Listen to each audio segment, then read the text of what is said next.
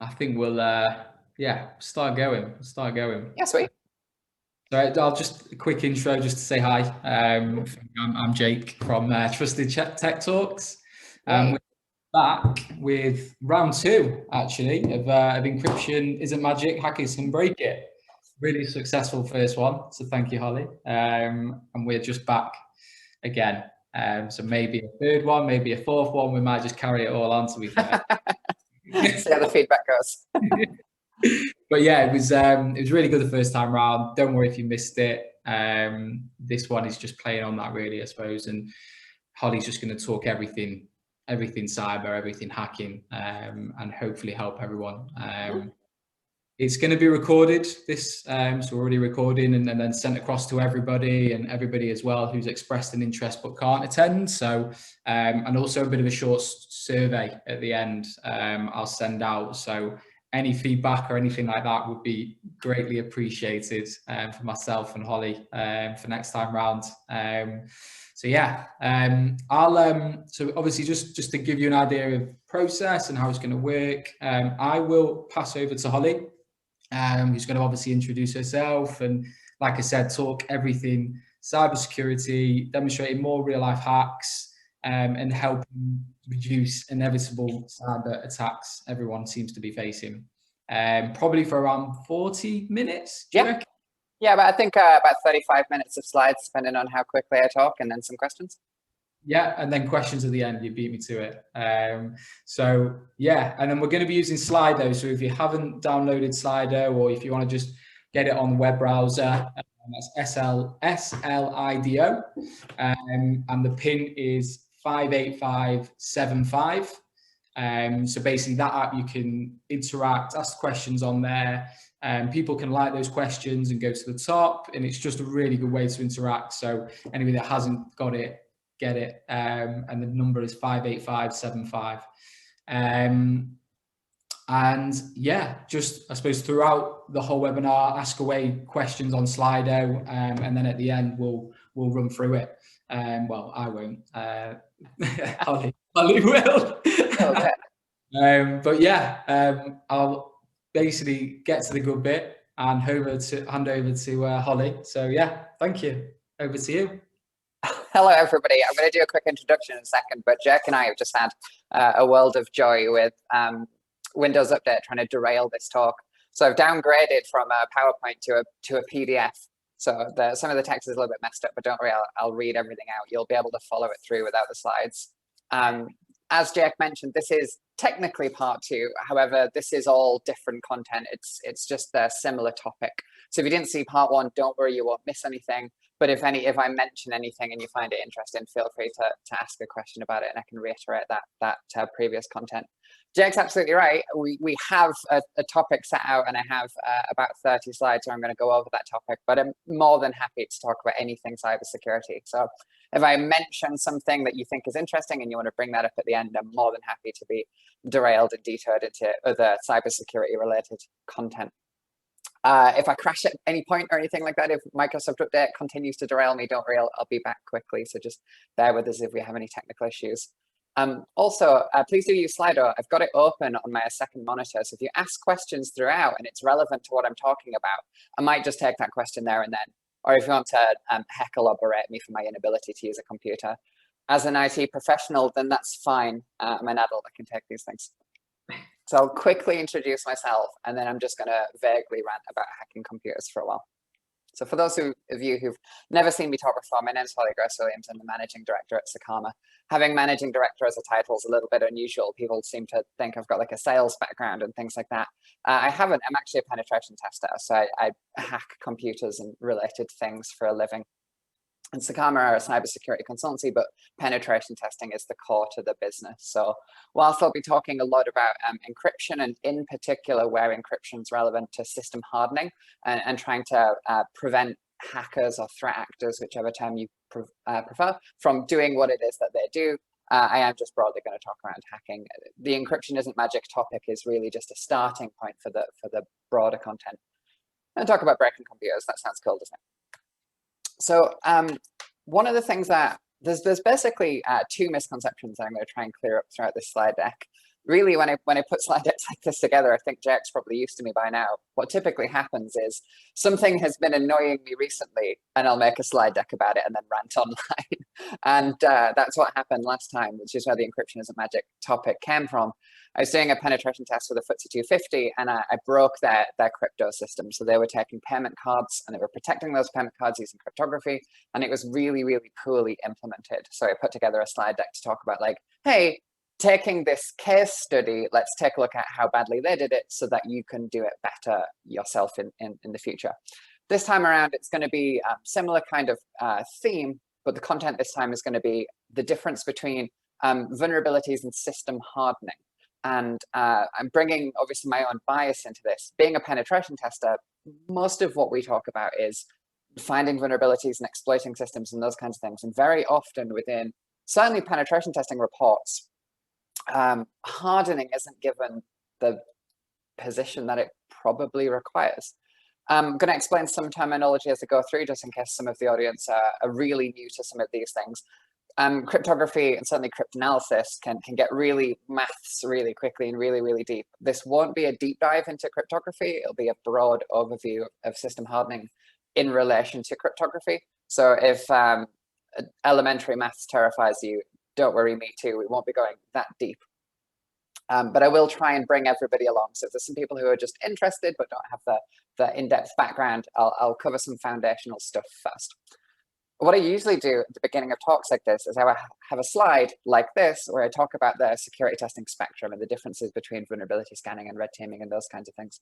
For this talk, red teaming is not relevant. Therefore, I have grayed it out on this slide. It's there as a hat tip that this thing exists. There is another kind of security testing or another category of security testing that exists that I am not going to be talking about today. But I'm just saying, like, yes, whilst I'm going to concentrate on penetration testing, there's other stuff out there. If people want me to talk about purple teaming and Tiber and all of those kinds of things, we can do that at the end of the Q&A session. Feel free to derail me there. But what I'm going to start with here is looking at how organizations often approach security. So I'm going to talk about vulnerability scanning, automation, penetration testing, those kinds of things. So just in case you're new to security and you're like, security is important to your organization, but it's not something that you've been in depth about. When I talk about vulnerability scanning, what I'm talking about is an automated approach to security. So typically using a software platform, be it something you install or something that runs a SaaS, something online, you scan a system and try and find vulnerabilities in that system. Penetration testing, on the other hand, is what I do for a living and what Sakama does as their core service. It's the manual hacking things. It's approaching a system and trying to hack into that system. And the reason that I wanted to start with this point of view and bringing in kind of my own bias as a penetration tester, as an ethical hacker, is the fact that how we describe security issues to customers, how we write reports, typical penetration testing reports, traditional reports, I guess I'll call them as a underhanded comment about how pen testing works traditionally. We'll approach a system, we'll try and find as many vulnerabilities as possible. That could be everything from weak passwords to insufficient cryptography. And then we'll write that report up as a prioritized list of individual vulnerabilities. This account has a weak password. This crypto system is using insecure cipher, those kinds of things. The difference between vulnerability scanning and penetration testing is penetration testing will try and chain those vulnerabilities together. So really what we would be looking for in a pen test is taking 2 or 3 low impact vulnerabilities where they're low impact in isolation, putting them together and turning them into something much bigger. So trying to get a high risk vulnerability out of it. To give you an off-the-cuff example, that might be something like finding a system that doesn't have password complexity enforced, finding a system that doesn't have multi-factor authentication enforced, and then finding an account that has a weak password.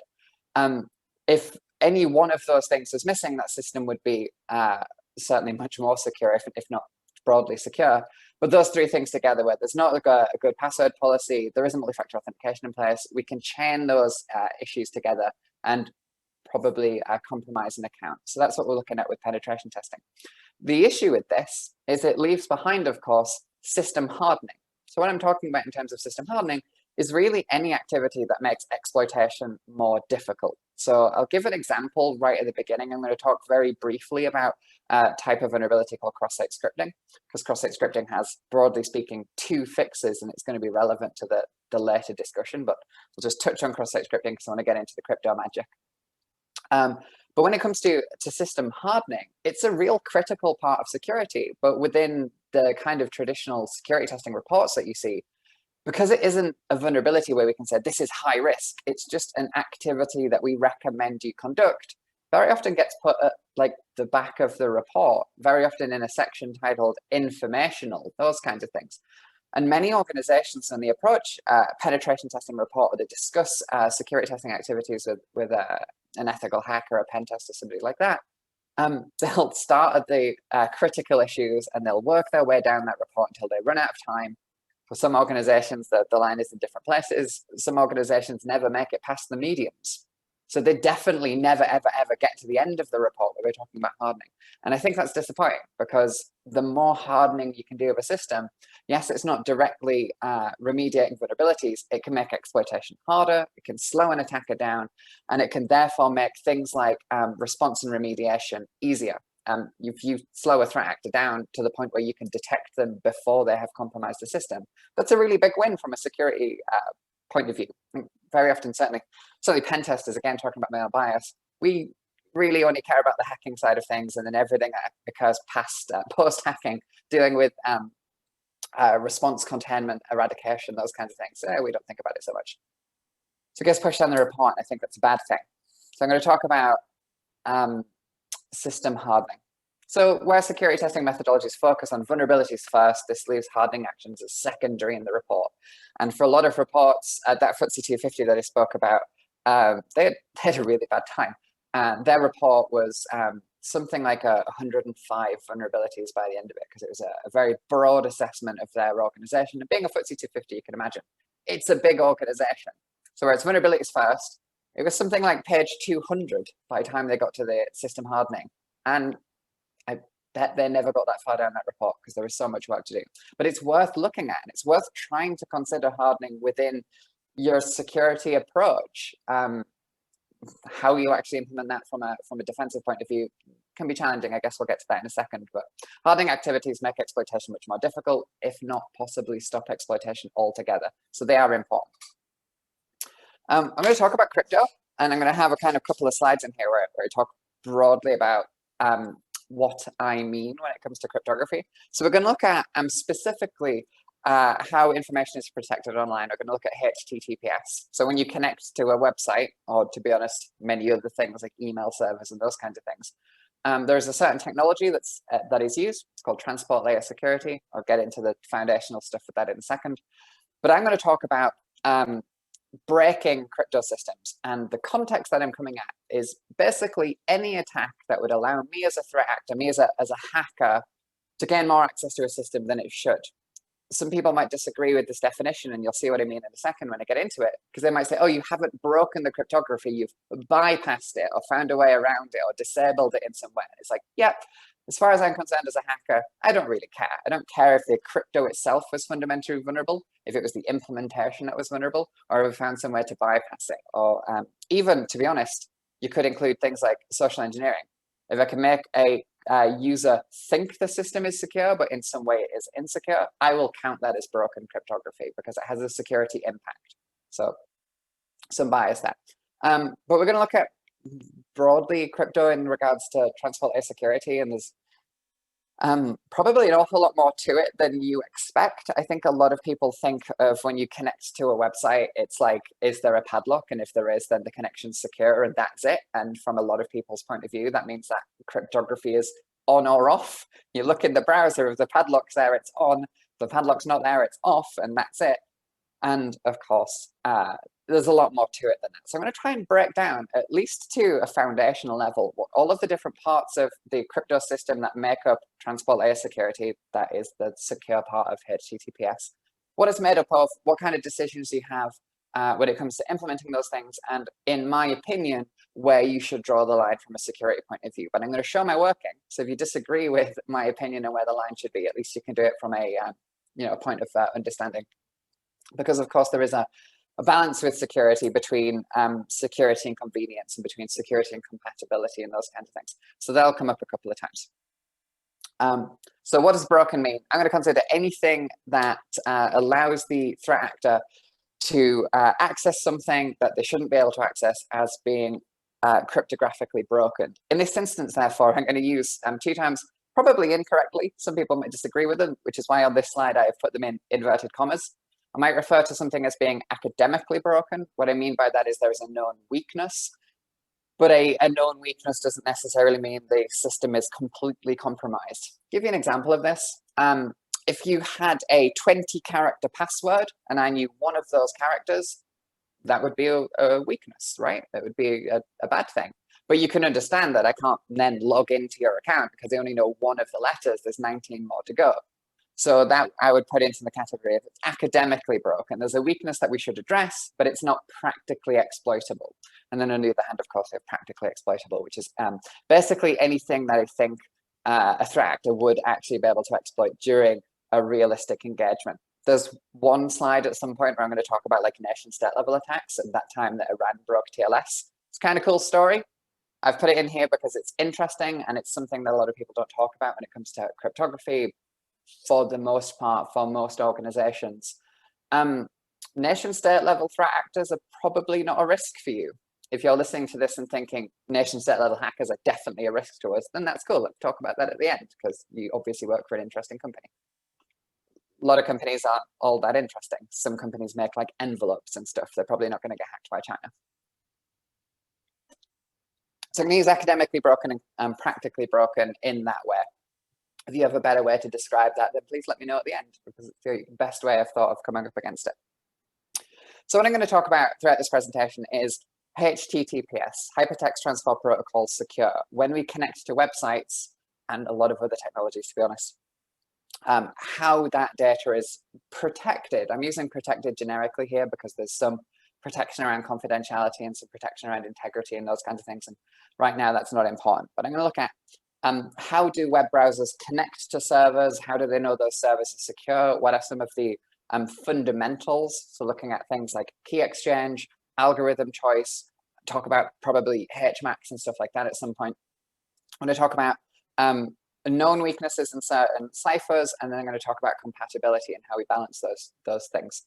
And I'll throw some things around that are just broadly speaking interesting around HTTPS.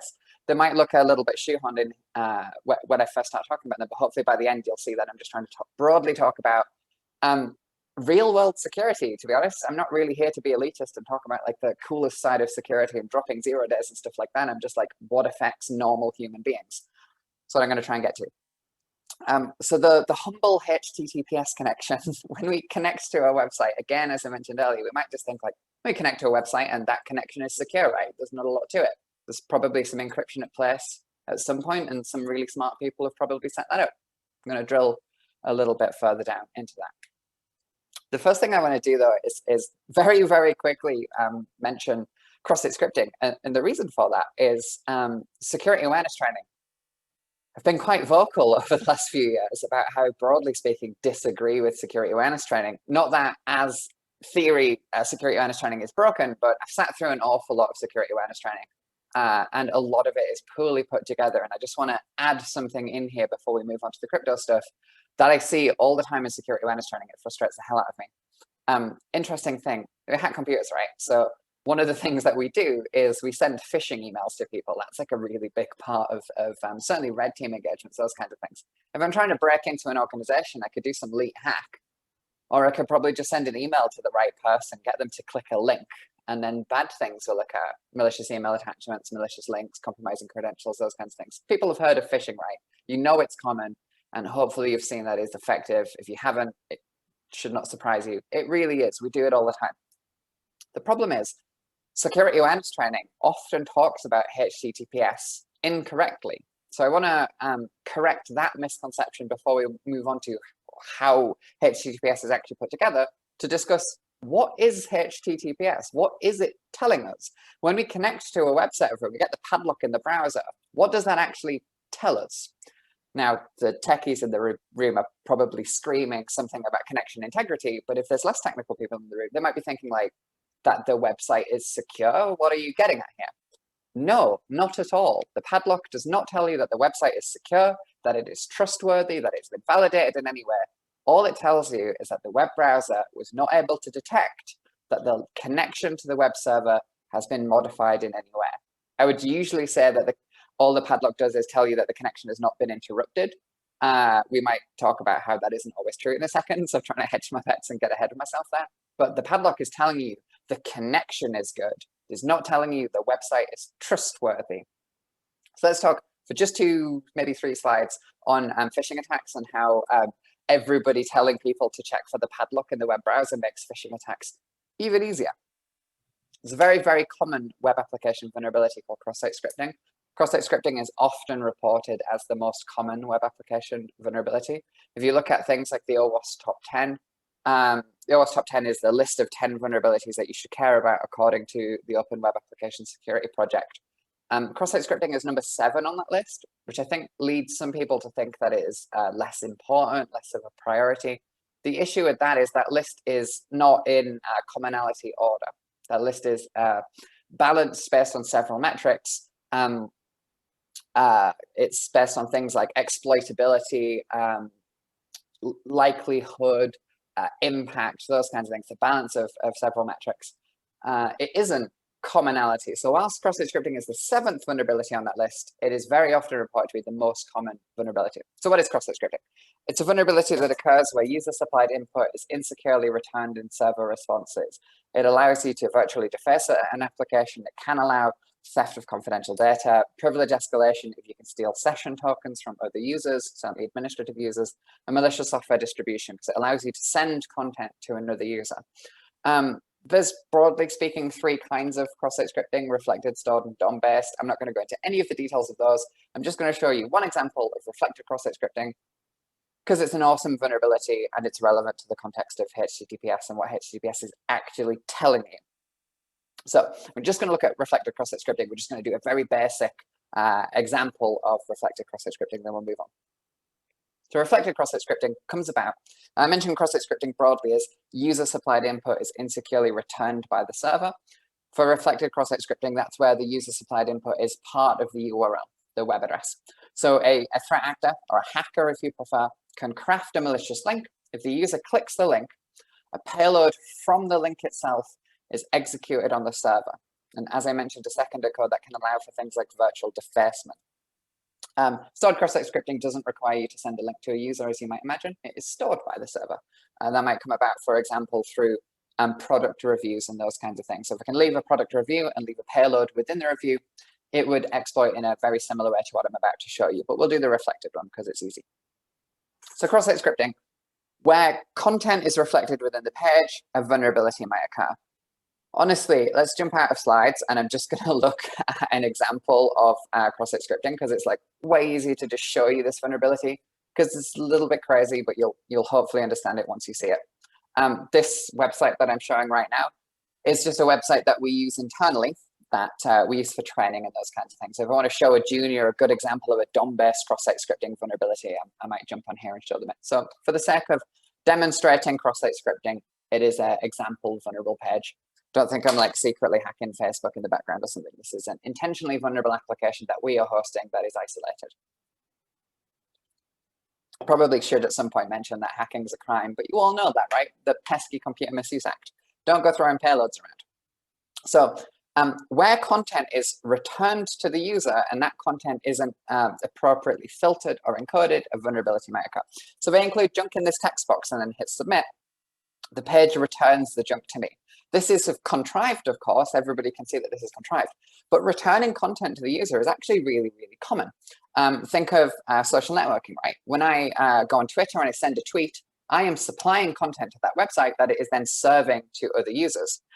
MySpace famously had a cross-site scripting vulnerability that Sami Kamkar infamously exploited on MySpace, where it would if a user viewed your MySpace profile, this is many years ago because MySpace, if a user viewed your profile, it would post to their profile that Sami, the author of this post, Sami was your hero.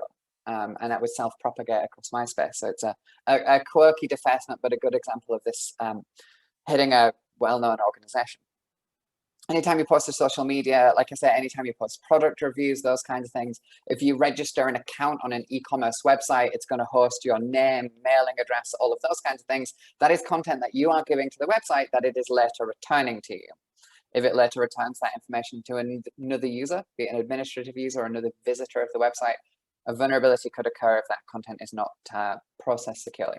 So this site is returning this is just junk data, right? But it's returning it to me. And if I was to take a look at the source code of this application, it's HTML and CSS. We would see down here that the content is reflected within the page. It's actually reflected in a couple of places, but you can see that there. Now, how the web server differentiates between what is content from the developer, the stylings, the content on the page, and what is user-based content is really simple. It's a system of tags, HTML. I'm explaining HTML to you here. It's a system of tags. These less than and greater than wrapped statements are tags. And because we're echoing within the page here, we could potentially create our own tags and then potentially inject content within this page.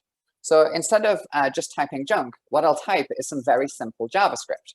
So JavaScript is a dynamic scripting content, which is really powerful. It allows you to send web requests, process data, contact other web servers, those kinds of things. I'm not doing any of that fancy stuff right now. What I'm doing is I'm just going to display an alert box. But what this is going to demonstrate is content executed within the page, and that content was dynamic. So if I press enter on that, I get an alert box, right?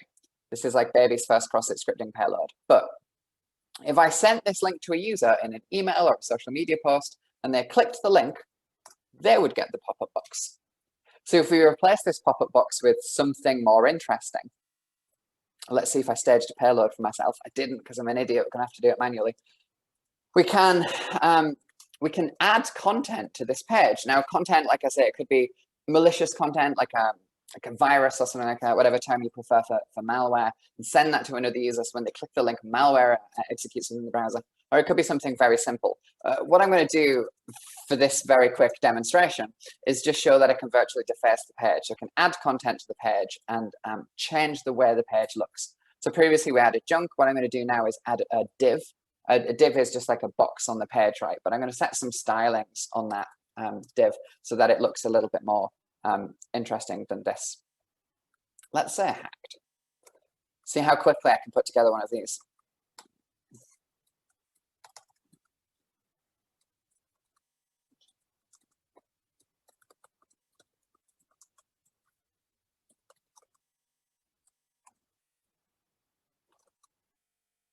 Let's go 1920. Let's do 1080.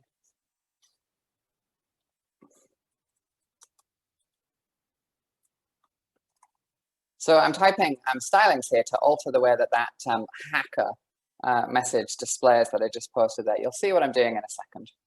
So let's copy that in case I typoed it, because there's no way I can type that quickly accurately. Nobody wants to sit here for 20 minutes watching me typo payloads. Oh, get out the way, Zoom. Yeah, thanks, Zoom. Go away. Can't type background color. That's my first problem. Boom. So what I've done is I've included content within the page that is therefore virtually defaced the page. Now, probably nobody's ever going to do this other than like script kiddies in bedrooms. But there are things like hacktivists that might not display hacked in big letters, but might display, for example, a politically motivated message. There are people who might be financially motivated that might get this to pop up and say something like, oh, your session has timed out. Please enter your passwords to continue using the website and gain access to accounts or financial information or something like that. And as you can see from the way that I built that payload up, it's not modifying the server in some way. What I'm doing is I'm just including additional content. So if I had, instead of writing hacked, put a fake login box or something like that, you could see as part of a social engineering attack, that would be really, really useful for me, because the user would see that login box and potentially fall for it, supply their credentials, I can steal their password. From an exploitation point of view, I just copy this link, put it in an email, send it to a user. If the user clicks the link, bad things occur. Of course, the user can see the payload. If the user is familiar with HTML, that might be something that unnerves them. But you can encode these. I can use base64 encoding or URI encoding or something like that to mask its contents. You could easily reveal that if you were suspicious of its contents, but you've seen how effective phishing is, right? People click links without thinking about it. The reason I bring cross-site scripting up, though, other than it's a cool vulnerability and something you can demo very quickly, is look at the web address. It's HTTPS. It has a padlock. The domain name hasn't in any way changed. Now think of your security awareness training. When a user receives an email that they weren't expecting, what do you tell them to do? Check that the host name is what you expect it to be. Check that it is a HTTPS link. Check that the padlock displays within the browser. The user will see that link, and you have told them that it is trustworthy. Now, anyone who puts together security awareness training or works in IT will be crying at the screen right now saying, no, no, no, no. We just tell them that the connection is secure. How well do your users understand that nuance? We're impacting this page in a way that is clearly having an effect on its security, because I could display any politically motivated message here or steal any content that I wanted to, but I haven't intercepted or altered in any way the connection to the server. Therefore, the padlock is being displayed because the padlock is only telling me the connection is secure, not that the web server itself is secure or that the web server is in any way trustworthy. And if you click the little padlock, it tells you, it's like, connection is secure. Yes, connection is secure. So it's an interesting nuance that I'm going to cover in a little more detail as we go through. So virtual defacement, extra cool demo, right? Hey, hacking's awesome. Cross-site scripting, great vulnerability, most common vulnerability according to several reports. This slide is just to highlight the fact that my virtual defacement, and please excuse my incredibly northern slang, virtual defacement is effectively being displayed in front of the actual web server. The server's content hasn't changed in any way. We've just graffitied or virtually defaced that user's view of the server. So it's really, really powerful, certainly from a security, a social engineering point of view, but TLS is unaffected. So this is important. This is what I was talking about earlier about, like, encryption is awesome, and we will get into the granular details of like how TLS works and how to make sure that TLS is secure, but also just take a look at your security awareness training, because you're probably making my job of sending phishing emails really easy, especially if we combine them with technical attacks like social engineering and cross-site scripting together. So TLS is cool, but all TLS does, transport layer security, the secure part of HTTPS. So it just tells you that the connection at that time is secure. There's another issue, because I say at that time, right? What am I loading that sentence for? How do you connect to a website, right? When I went to that little challenge box, online VRM, how did I get that? I typed onlinevrm.com. How do you get to any website? How do you get to Zoom? Type zoom.com. Or maybe you'll go to a search engine and search it from that. But where you type a web address, does the browser default to HTTP or does it default to HTTPS? In most instances, and I'll clear up that caveat in a second, in most instances, it's going to connect to the web server insecurely. It will connect to the web server using HTTP, and then the web server will say, no, no, no, please use a secure connection. So you can see from this little graphic I've got here, the first connection from the threat actor to the web server, from the user to the web server, is plain text. The server then comes back and says, please connect securely, and then it connects securely. So when a user connects to a web server, when a threat actor connects to a web server, that first exchange, one message out, one message in, is in plain text. Well, we can mess with that. We can modify these contents, either from the user outbound or from the server inbound. Of course, that requires an interception attack, or man-in-the-middle attack, if you prefer that term. I can talk about interception attacks and man-in-the-middle attacks and all that kind of thing in a second. I can probably demo one if somebody really wants to see one. Interception attacks really aren't all that uncommon. It's a great one called link local multicast name resolution spoofing. It's hard to say, but it's a powerful vulnerability. If we can intercept that traffic, typically means we would have to be on the same network as the user. If we can intercept that traffic, we can mess with it because the initial connection out is not encrypted. How would we get the same connection as the user? Think of all of the weaknesses of things like public Wi-Fi, those kinds of things, guest Wi-Fi networks at corporations. I'm not saying we can do this to all network connectivity because we can't intercept every connection ever, but it's quite frequent that interception attacks occur. We do it all the time in corporate networks as well. If we can plug a device into a corporate network, we can intercept traffic on that corporate network. Very, very powerful when combined with things like physical access testing. So I might break into the building, plug something in, and then start messing with traffic, but we're getting a little out of scope there. So that initial connection, by default, is in plain text. There is a fix for this. I caveated my sentence earlier and said most connections are insecure. But this fix, although it's easy to implement, I'm still rarely seeing implemented. Again, there might be some people shouting at the screen because they know what it is. I'm going to talk about strict transport security. Again, it's a system hardening thing. If you don't have strict transport security implemented, it's not a vulnerability as such, but it can lead to issues like SSL strip. If you haven't seen SSL strip, it's a hacking tool from, God, when was that first released? Like 2009, 2010? Still works on a lot of websites. It's a powerful tool. So how do we protect this part of the traffic? Strict transport security. Strict transport security is server header. So I'm going to talk about this in two parts. I'm about to talk about preloading, but first, strict transport security is a header that you can supply to visitors of your website that says, whenever you connect to this website, only connect securely. So once the user's been on your website, forevermore, or technically for as long as that max age that's highlighted in blue there, that is measured in seconds. So that is a big number of seconds, generally speaking, months. For the next months, only ever connect to the server securely, only ever use HTTPS. Even if the user types http://example.com, their browser will correct them and it will use HTTPS. Even if the developer has accidentally included a plain text link, you know, they forgot to upload or update a link or something like that, the browser will correct them and it will make it a secure connection.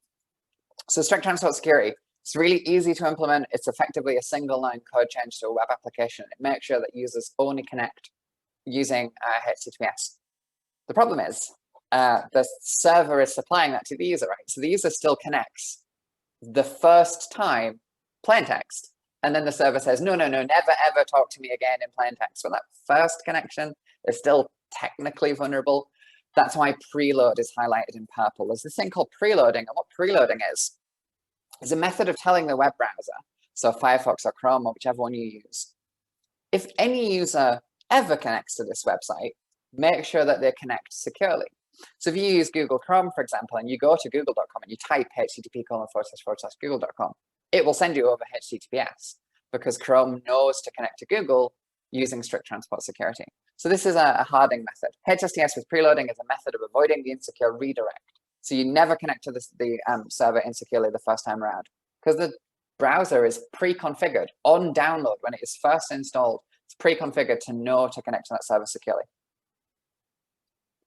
That's before you even get into like how good is 3DES versus AES, what is Camellia, and all of these different like cipher options that I'll get to in a second. It's just like, hey, that first connection is gone over HTTP, so there's no point even thinking about encryption until you've sorted that out. Got to talk about encryption now, though. I've avoided it for, geez, we're 30 minutes in. I still haven't talked about actually how transport layer security works. I'm going to call it transport layer security, and I'm going to refer to X.509 certificates. For some reason, people still call it SSL, and they still call them SSL certificates. It hasn't been SSL in about 10 years, but it seems to be what people know them about. So I'm going to talk about transport layer security. If in your head, every time I say TLS, you want to hear SSL, that's fine by me. We're talking about how to connect to websites securely. Secure sockets layers, SSL, is what we used to use years and years and years ago. It's been deprecated for a long time now. I'll get to that in a second. It's now transport layer security. Hopefully people are adopting transport layer security version 1.3, but probably not. I'll get to that in a second as well. It's very common for people to refer to SSL. So if you prefer that term, that's cool by me too.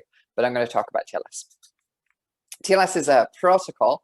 There's several versions of it. I implied that a second ago. We'll talk about the protocol versions in a second, but effectively it's a protocol that controls the connection to a server, and it allows you to utilize encryption in a fairly simple way to make sure that the content that is sent between the user and the server is protected from a confidentiality and integrity point of view. So it hasn't been eavesdropped upon and it hasn't been modified in transit. There's not very many things to worry about. I'm going to cover 5 of them, and I'm basically going to do just one slide on each. These are the things that you should have set on your web server. These are the secure options. Because I'm a pen tester, I'm going to base that on 2 things. The first is where a known beta version exists.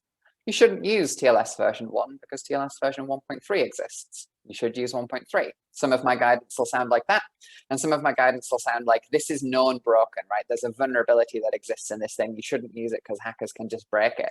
Again, we're talking about the academically versus practically broken thing. It'll make sense in a second. So what makes up that transport layer security connection? How do we actually connect to servers? How do we know that servers are secure? I mentioned the security versus compatibility thing. There's going to be a balance here, but hopefully you'll agree with me, or at least understand my justification. The first thing that we have to talk about is when we connect to the server, what protocol are we going to be using? How does that connection work? This is effectively like the rule book for what ciphers can be used and those kinds of things. There's many, many different versions of TLS, and I mentioned a second ago, there's this older thing called SSL, Secure Sockets Layers. You should only use TLS 1.2 and 1.3. I see a significant number of websites that still support TLS 1.1, and I occasionally still see 1.0. The reason for this is these newer versions are better. I would love to say just use 1.3, but I will concede the compatibility thing that I mentioned a second ago. 1.3 doesn't have very wide adoption yet in comparison to 1.2, but at some point, the later versions are better. You should turn off the earlier versions. When I talk to a lot of organizations about this, it's like, hey, you should go on your web servers, go on your email servers and disable TLS 1.0, TLS 1.1, and anything in black on this list. They often say things to me. It's like, oh, we can't do that because of compatibility. We can't do that because some users are using TLS 1.0 still. I read a pen test report this week that said a substantial number of users are still using TLS 1.1. I refute that.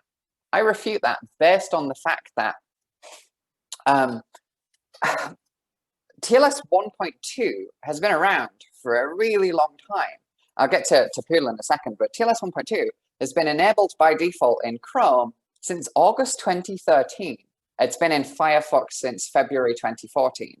I'm not going to list every browser when TLS was released, but you get my point. TLS 1.2 has been enabled in the browser for years. If you can tell me that a substantial number of your users are using a web browser that is 7 years old, you've probably got bigger problems than this. I am fine if, as an organization, you're genuinely saying a substantial number of our users still use TLS 1.0, and therefore it is a business decision that we must enable those old users. But what I would say is, if you're going to have that argument, bring data.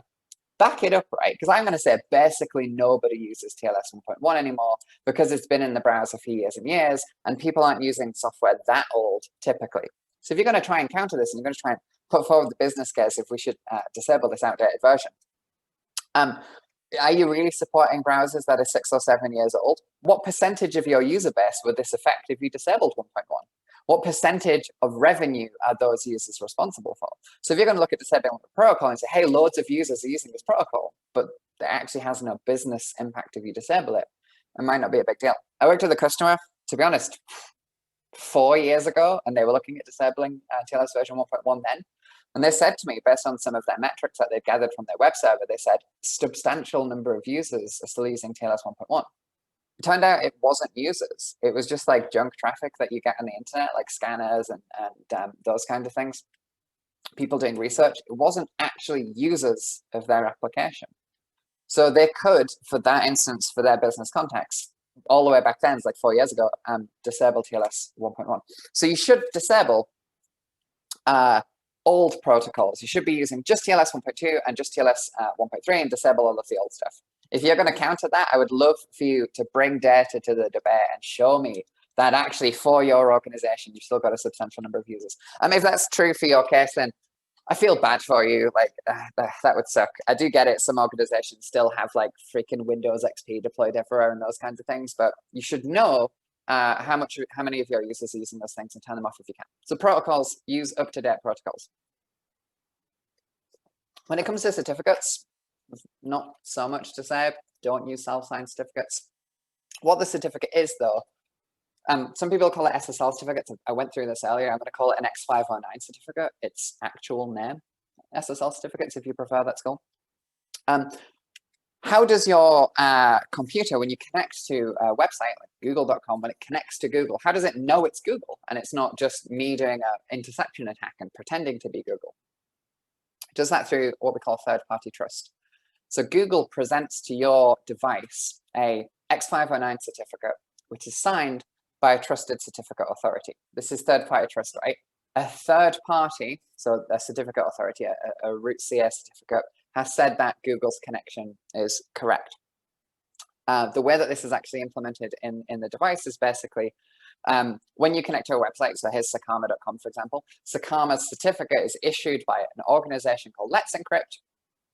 Let's Encrypt's root certificate, which is DST root, as you can see here. I took this screenshot today. I don't know these things off the top of my head. I took a screenshot. So Sakama's website, your browser believes Sakama's website is secure because Sakama can say that Let's Encrypt said that we're secure, and your browser trusts Let's Encrypt because DST says it's secure.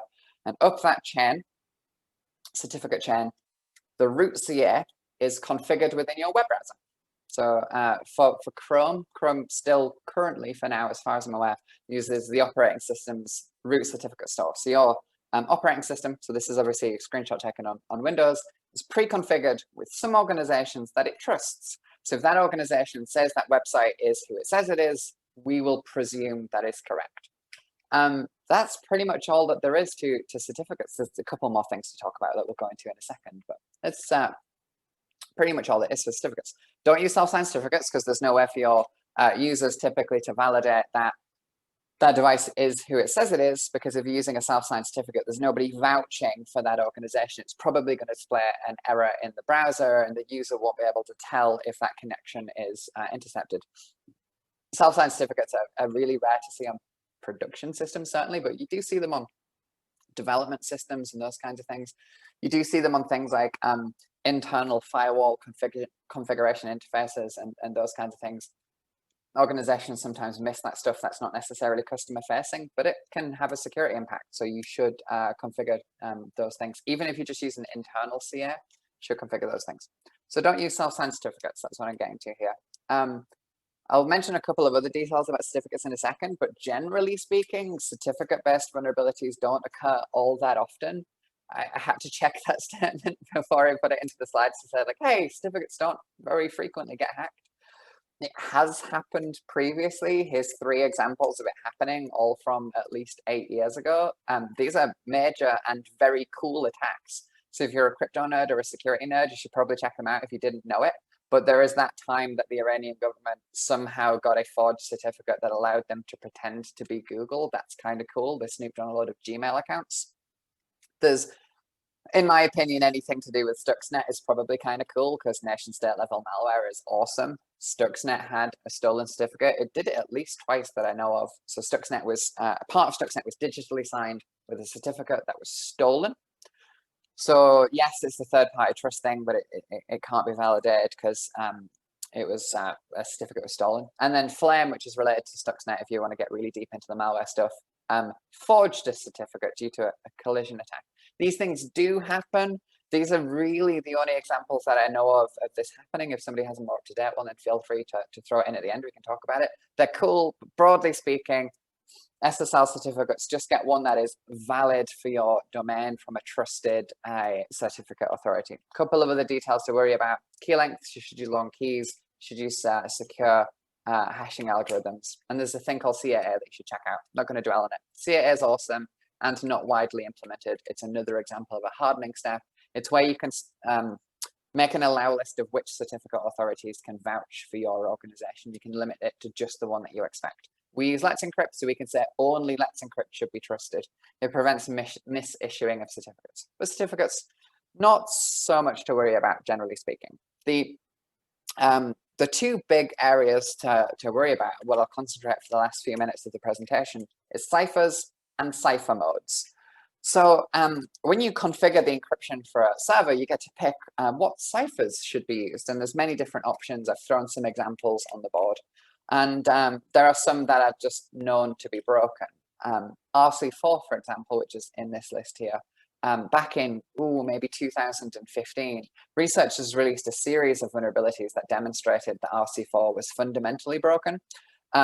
Not in the academic sense of like, oh, there's a weakness here which could be leveraged by an attacker, but RC4 had an attack, a vulnerability. Really cool vulnerabilities get cool names, it seems, these days, if you all remember, like Heartbleed and stuff like that. RC4 had a vulnerability called RC4 No More. And what that meant was a threat actor who was able to intercept one of these connections would be able to break it in.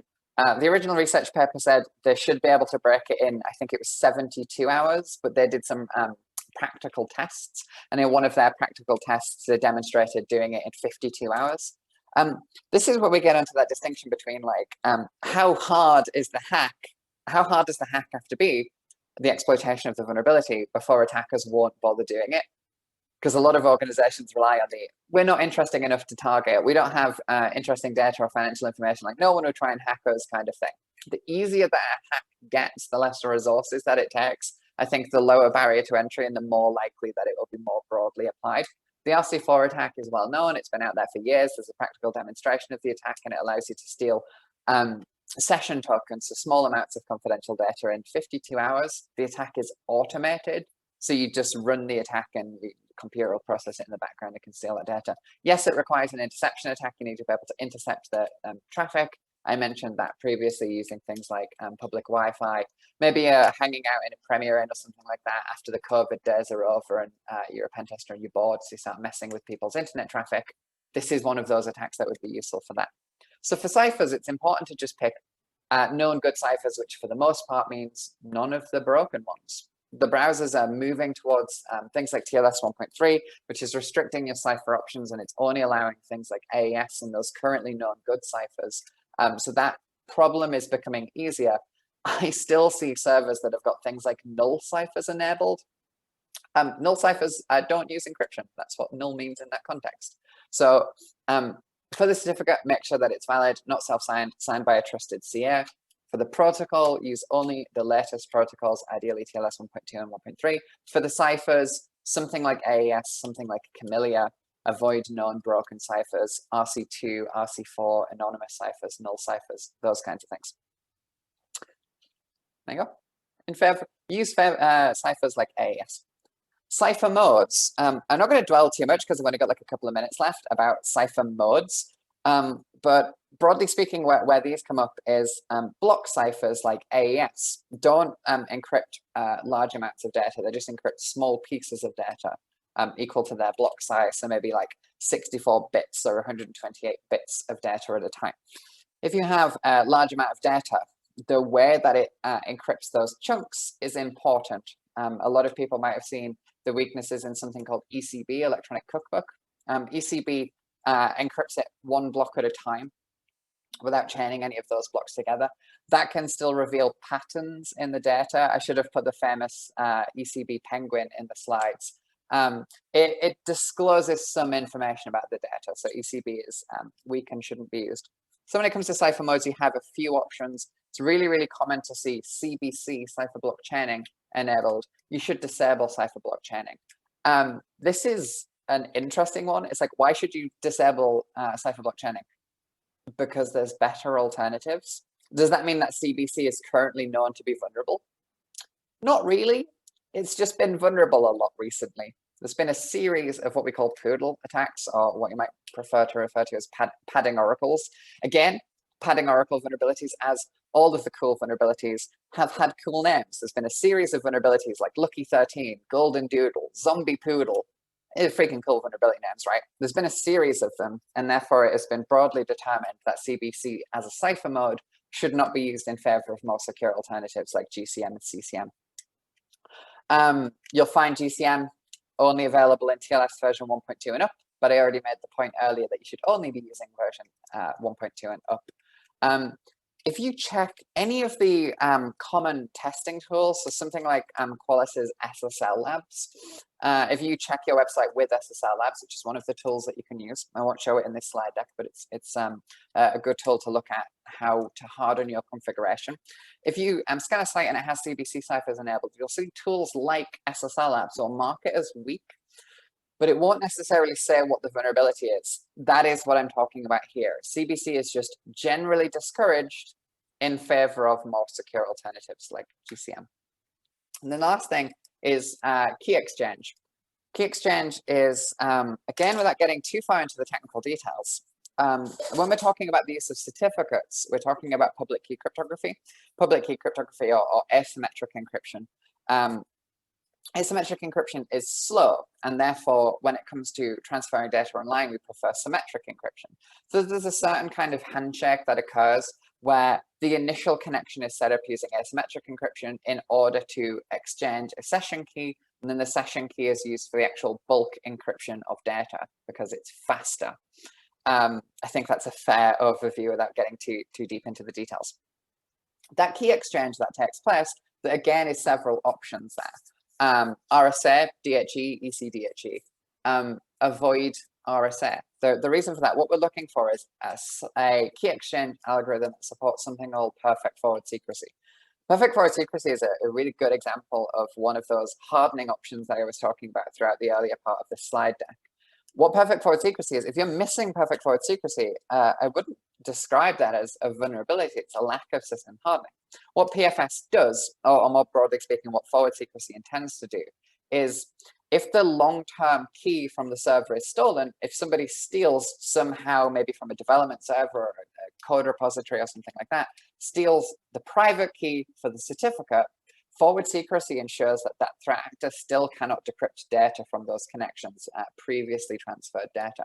So if they've intercepted data and then they steal the private key, they shouldn't be able to use that private key. The distinction between forward secrecy and perfect forward secrecy is whether ephemeral keys are used. That's the E of DHE and ECDHE. So perfect forward secrecy is something that you should be looking at, and therefore from a key exchange point of view, you shouldn't be using RSA. So basically what I've just done is very quickly, within the space of like 45 minutes, run through three main things, like my three takeaways for security point of view.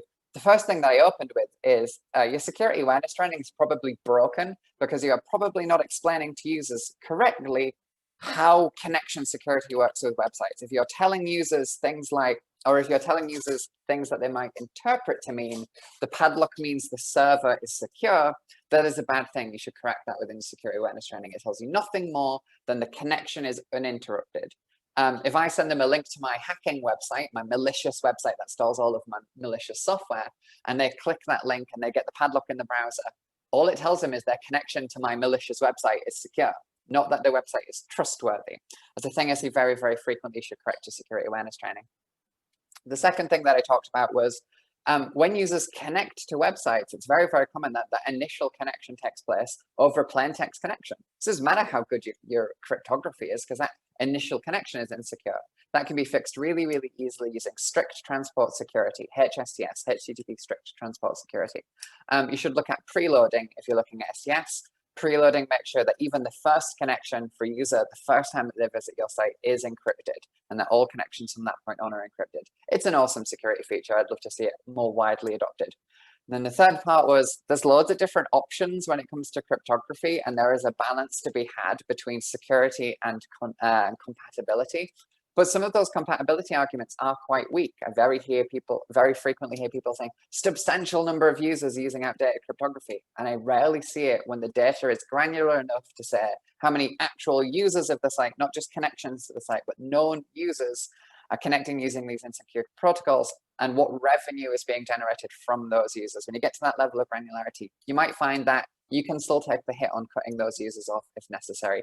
Things like TLS are ancient. The browser support TLS 1.2 since, as I mentioned earlier, 2013. And that's it.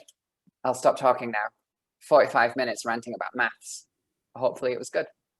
Good maths. Any questions? Sorry, Jay, jumping in again. No, ask away. Yeah, I don't think anybody's popped anything on Slido, but yeah, has anybody got any questions? Anything they wanted to run by Ollie or anything like that? Probably answered everything, it looks like. Would anyone like to ask a question, or shall we sit here in silence for 5 awkward minutes? I think that is everything. Well, that was amazing. A big thanks to Holly. I know we can't virtually clap or anything like that, or we can't. Everybody turn your webcams on and we'll all clap together. But yeah, that was class. That was really good. I think what we'll do is, well, I know what we'll do. We'll probably, if you do have any questions on the survey, just pop them on there, please. And I'll pass them over to Holly, or when we put out the white paper as well, we'll probably pop them on there. So if anything springs to mind, yeah, we'll pop that. So, but I hope everyone enjoyed it. Hope somebody, everyone took something from it. I definitely did. And like I said, I've got one more thing to throw out for those. Whenever we do talks like this, people always ask like, "Hey, that was great information and stuff, but how are we supposed to remember it all?" If you want a takeaway, a reference guide that you can go to for looking at encryption security, I've shared one on the screen here. This is not a Sakama page or anything like that. This is put together by OWASP. That's a not-for-profit organization for web application security. It's called their Transport Layer Protection Cheat Sheet. They talk about not only the things that I've mentioned, like what is the configuration options you should be using, but as you can see, there's a lot of detail there as well. So if you listened and thought it was good, but wanted something you can take away in action, that is the reference I would point you to. And we've also recorded it, so YouTube will send it out to you guys as well. So yeah, you can listen to Holly once again. Maybe like slow it down, put it at like 0.7 speed or something, so you can understand my god-awful accent. Cool. Well, thank you very much, Holly, again. It was amazing. And hopefully see you guys next time around if we get a third one. But yeah, I'll let everyone get on to and everyone have a good evening. Awesome. Thanks, everyone. Thank you. Cheers, guys.